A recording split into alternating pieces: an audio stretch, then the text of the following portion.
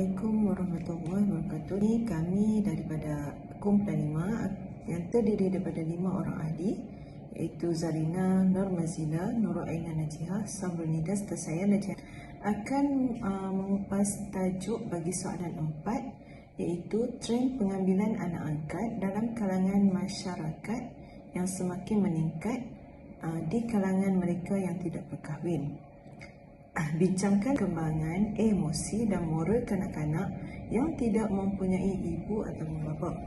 Dalam tajuk ini kami akan mengupas bahagian pengenalan, faktor, kesan terhadap kanak-kanak yang dilihat daripada sudut emosi serta moral, serta contoh kajian kes yang terlibat, cadangan langkah serta cara untuk mengatasi, serta rumusan serta rujukan-rujukan yang telah diambil. Adalah anak yang bukan lahir daripada darah daging kita sendiri dan ia diambil daripada pusat jagaan anak yatim, Jabatan Kebajikan Masyarakat, atau ia diberi sendiri oleh ibu bapa kandung mereka atas sebab atau alasan yang tertentu.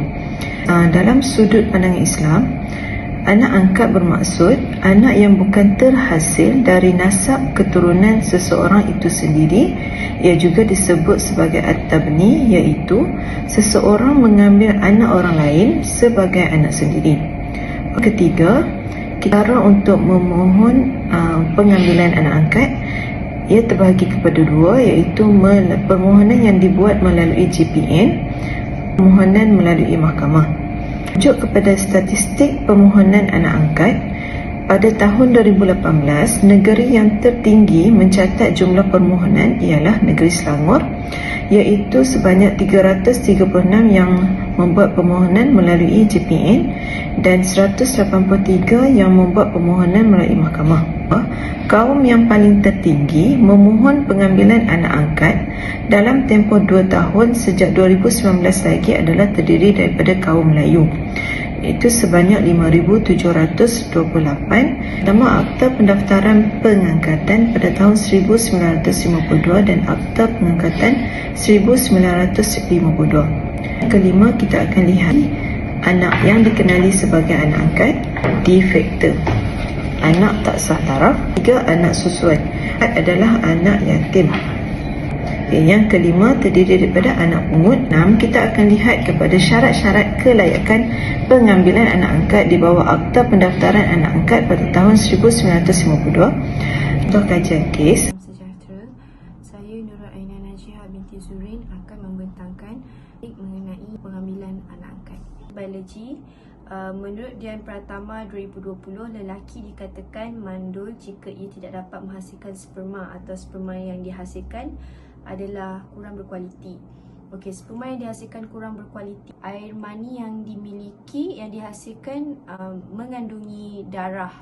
Kandulan bagi wanita ialah mengalami endometriosis, segugut hingga menyebabkan seseorang tu tak boleh bangun, kena tidur sahaja di katil 3 ke 4 hari sehingga menjejaskan aktiviti-aktiviti rutin seharian.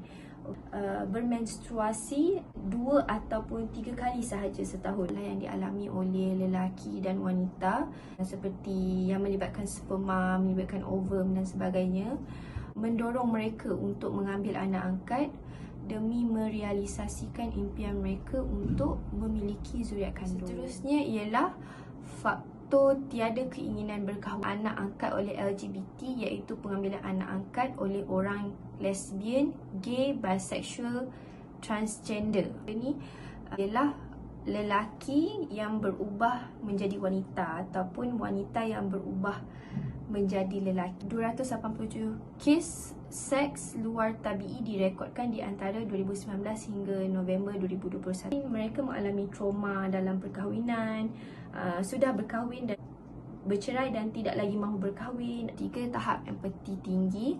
Islam mengakui pengambilan anak angkat perkara mulia kerana niat untuk menolong anak-anak, terutama sekali anak yatim piatu. Pemberian pendidikan holistik memfokuskan kecemerlangan akademik, fizikal, emosi dan rohani supaya berkembang. Okey, faktor yang terakhir ialah faktor ikutan trend. Okey, artis atau influencer yang seringkali gemar berkongsi cerita mereka di media sosial. Anak angkat ni sebagai satu alasan yang mengukuhkan lagi faktor kita untuk mengambil anak angkat. Sebaliknya kita kena lihat kemampuan yang dimiliki oleh diri kita. Okay, sekian, terima kasih. Assalamualaikum dan salam sejahtera. Cabaran-cabaran yang berlaku kepada ibu bapa angkat dan anak angkat. Cabaran yang pertama antaranya adalah memberikan sepenuh kasih sayang kepada anak angkat, ada fizikal, emosi, moral, tingkah laku dan pembelajaran serta memastikan keselamatan tempat tinggal mereka dan membantu dalam perkembangan anak tersebut, kerana mereka mungkin berhadapan dengan isu-isu emosi, tingkah laku atau isu perubatan yang mungkin berkaitan dengan sejarah masa lampau kanak-kanak tersebut. Laku perpisahan ibu bapa kandung mereka. Sebagaimana masyarakat zaman sekarang ni dah semakin terbuka dan telah menerima isu pengambilan anak angkat, memastikan perkembangan emosi dan moral berada dalam keadaan baik. Antara cabaran lain hadapi adalah seperti mengambil anak angkat yang besar dan boleh berfikir serta bertindak balas terhadap suasana sekeliling. Ibu atau bapa angkat cuba merahsiakan status anak tersebut, melibatkan perbuatan cuai, lalai dan tidak berhati-hati dalam memberi perhatian. Pertama adalah kegagalan fungsi ibu bapa dan keluarga, seterusnya berkaitan dengan persekitaran dan juga ekonomi, dan juga akan memberi kesan trauma kepada kanak-kanak anak angkat ini sehingga mengganggu perkembangan psikologi dan juga psikososial kanak-kanak berkenaan seperti tingkah laku yang pasif dan anti. Oleh itu, layanan emosi yang baik oleh ibu atau bapa angkat ini penting melibatkan penamaan nasab bagi anak-anak angkat yang tak sah taraf dan dipanggil sebagai anak yang tidak sah. Oleh ketiga isu yang kami kenal pasti ini, setiap perkembangan kanak-kanak yang berlaku perlu diambil perhatian oleh ibu atau bapa angkat maupun setiap orang yang berada berdekatan anak angkat yang dapat membina penyesuaian diri positif dari segi sosial dan juga peribadi, akan membentuk hubungan yang baik dengan orang di sekeliling. Usaha untuk menjadi anak yang baik jika persekitaran peribadi dan sosialnya juga baik. Pendedahan identiti kepada anak angkat juga perlu dilihat dari segi peringkat umur anak angkat tersebut. Manakala 12 tahun hingga dewasa, mereka mampu berfikir secara abstrak dan mampu melakukan self-reflection. Seterusnya yang perlu diberi perhatian berkaitan dengan perkembangan emosi kanak-kanak, terutama anak-anak angkat ini, ialah cara penyampaian ibu atau bapa angkat tersebut. Moral kanak-kanak mempengaruhi tingkah laku atau sikap yang direalisasikan olehnya terhadap ibu, bapa dan juga terhadap orang lain. Begitu juga kesannya kepada anak angkat. Okey, prinsip pertama dan yang paling penting dalam pendidikan moral ialah menjadi orang yang bermoral, dalam erti kata bahawa kanak-kanak boleh mempelajari apa yang diharapkan oleh kumpulannya, yang dididik dengan nilai moral yang kuat dari kecil. Persekitaran pembesaran anak angkat akan menyumbang kepada tingkah laku dan moral yang akan dibawanya. Tahap 1 merupakan tahap yang paling asas dan dipanggil sebagai penaklukan moral pra-konvensional. Tahap ganjaran peribadi, orientasi kontrak sosial, orientasi prinsip etika sejagat melalui teladan, pendidikan dengan kebiasaan, pendidikan dengan nasihat yang bijak, pendidikan dengan perhatian dan pendidikan dengan memberi hukuman.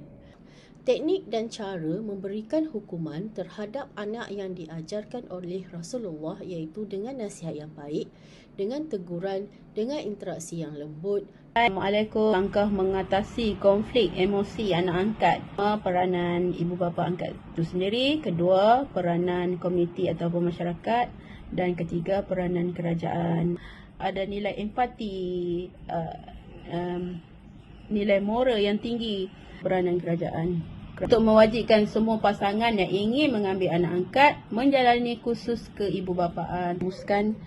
angkat perlulah memiliki kekuatan dan kesabaran yang mungkin timbul daripada perspektif masyarakat dan juga dalam kalangan keluarga mereka sendiri. Hubungan antara individu dan anak yang diambil sebagai anak angkat perlulah diperjelaskan dari awal lagi. Hadanah dan hak dia dalam harta anak tersebut menjadi mahramnya adalah menjadi anak susuan. Sebagai anak susuan ni, ia dapat memudahkanlah pergaulan antara anak angkat dengan ibu bapa angkat serta adik-beradik angkat yang lain. Secara ibu atau bapa tunggal, secara psikologinya kena bersedialah untuk mempunyai anak angkat. Perlu ditegaskan di sini, pengambilan anak angkat ni bukanlah nak ikut trend. Satulah tercetusnya konflik penderaan, pengabaian, penderaan emosi.